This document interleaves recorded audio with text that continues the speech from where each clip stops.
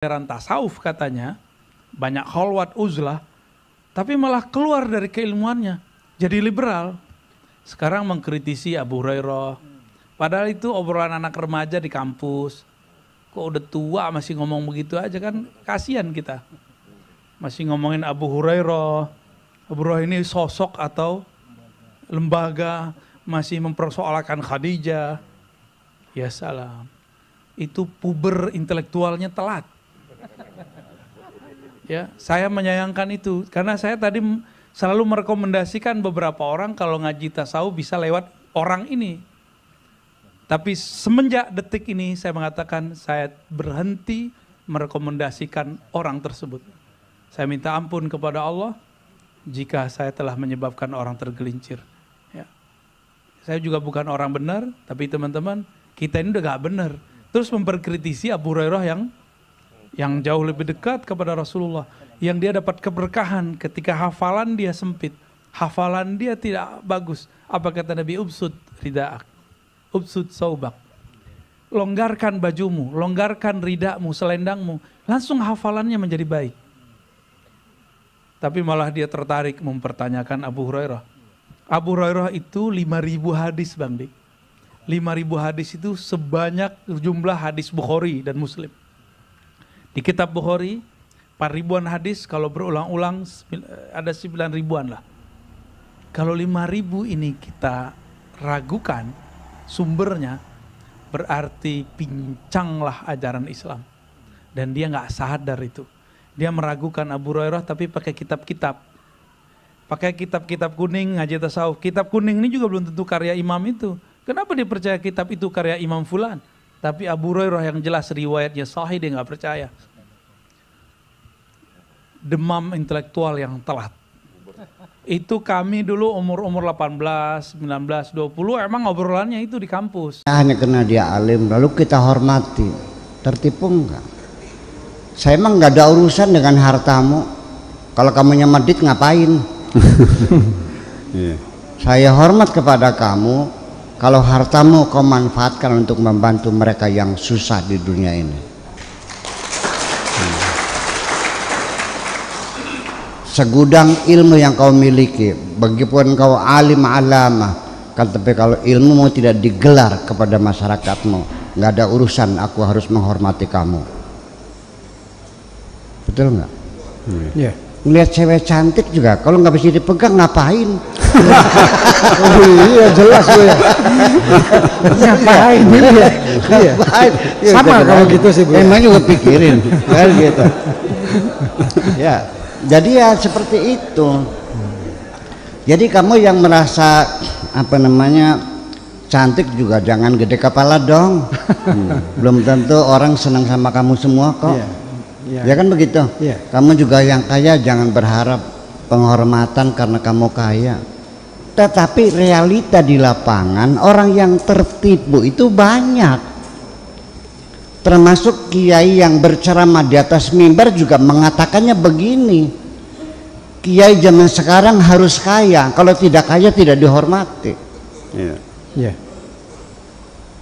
Jadi ketertipuannya ditularkan kepada orang lain.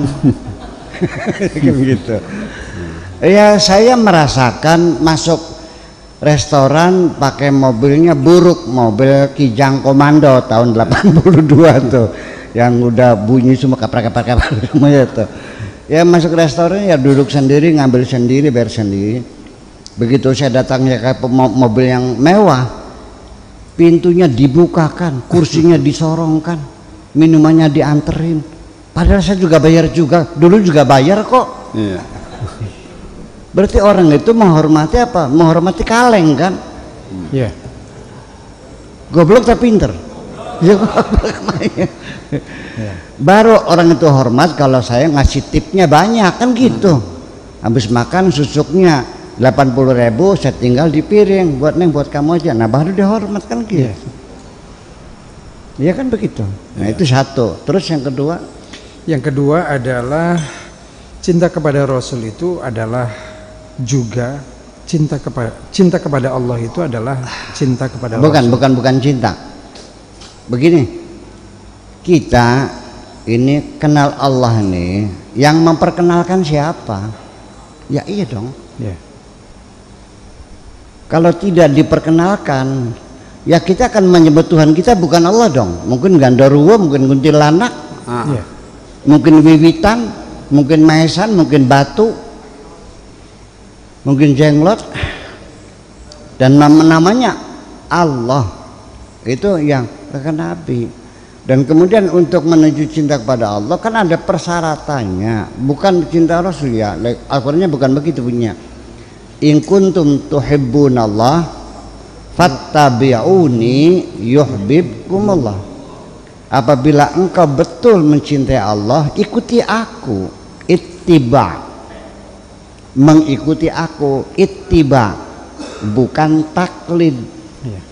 Awas, beda nanti ittiba dengan taklid. Tabi dengan muqallid itu, muttabi dengan muqallid itu berbeda. Tabi dengan muttabi beda. Ittaba'a dengan tabi'ah itu berbeda. Faman tabi'a hudaya fala khaufun 'alaihim wa lahum yahzanun. Wa man yattabi' fattabi' millata ittiba' millata Ibrahim. Jadi artinya bahwa sebab dia yang punya kata kunci, prosedur yang harus kita lalui bagaimana supaya kita mencapai tingkatan cinta kepada Allah. Ini yang punya passwordnya Kanjeng Nabi, yang punya itu. Makanya kita harus ikuti dong.